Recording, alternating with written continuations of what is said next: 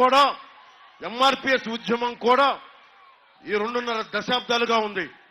ఖచ్చితంగా అలాగే కూర్చొని ఈ రోజున ప్రధానమంత్రి గారి పక్కన కూర్చొని ఏబిసిడి వర్గీకరణ కూడా ముందుకు తీసుకెళ్లే అంత బలంగా నిలబడ్డారు.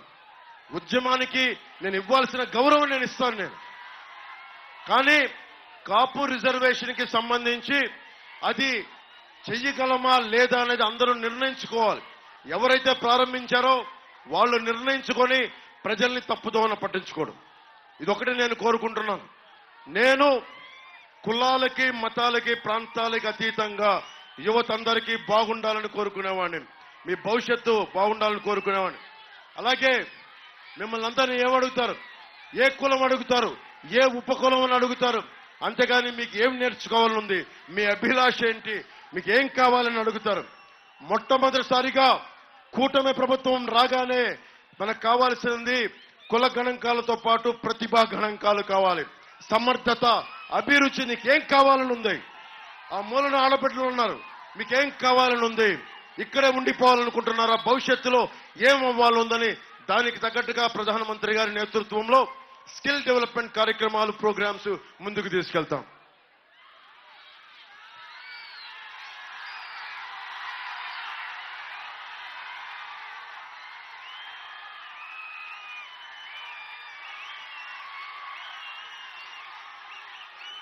అలాగే ఇక్కడ జగన్ కి ముఖ్యంగా దాడిశెట్టి రాజా గారికి అనుకొని కూర్చొని వైసీపీ మద్దతుదారులందరికీ చెప్తున్నాను.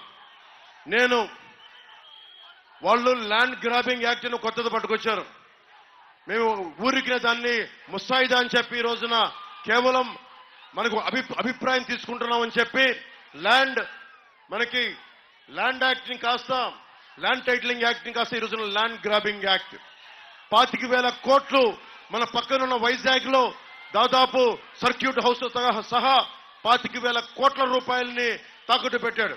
అలాంటి వ్యక్తి సొంత చెల్లికి ఆస్తులు పాస్తులు ఇవ్వలేదు, తల్లికి మర్యాద ఇవ్వడం, 30,000 మంది ఆడబిడ్డలు వెళ్ళిపోతే మాట్లాడడం. అలాంటి వ్యక్తి మాటలు మనం ఎలా నమ్ముతాం?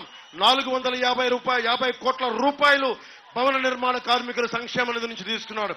1,300 కోట్ల రూపాయలు రంగులు మార్చడానికి, మనకి వైసీపీ రంగులు మార్చిన ప్రభుత్వ భవనాలకి తీయడానికి 1,000 కోట్లు. కానీ ఫీజు రీయింబర్స్మెంట్కి డబ్బులు లేవు, కూర్చోబెట్టి భవన నిర్మాణ కార్మికులకు డబ్బులు లేవు. మరి ఇలాంటి వ్యక్తి చేతులు మీ ఆస్తి పాస్తులు పెడితే జగన్ మావాడు మనవాడు, లేదంటే దాడిశెట్టి రాజా మావాడు అనుకొని మీరు ఓట్లేస్తే మీ ఆస్తులు పాస్తులు అన్ని గాల్లో దీపం పెట్టినట్టే.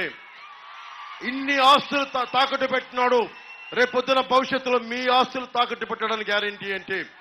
జీవో ఇష్యూ చేయలేదని చెప్తా ఉన్నాడు, అభిప్రాయ సేకరణ అంటున్నాడు, ఒకవైపు జీవోను కూడా ఇష్యూ చేశాడు.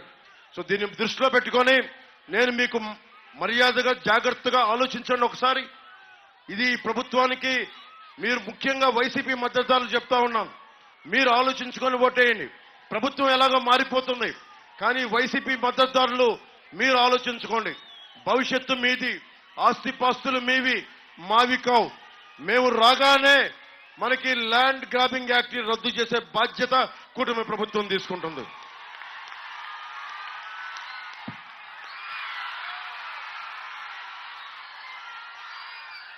జనక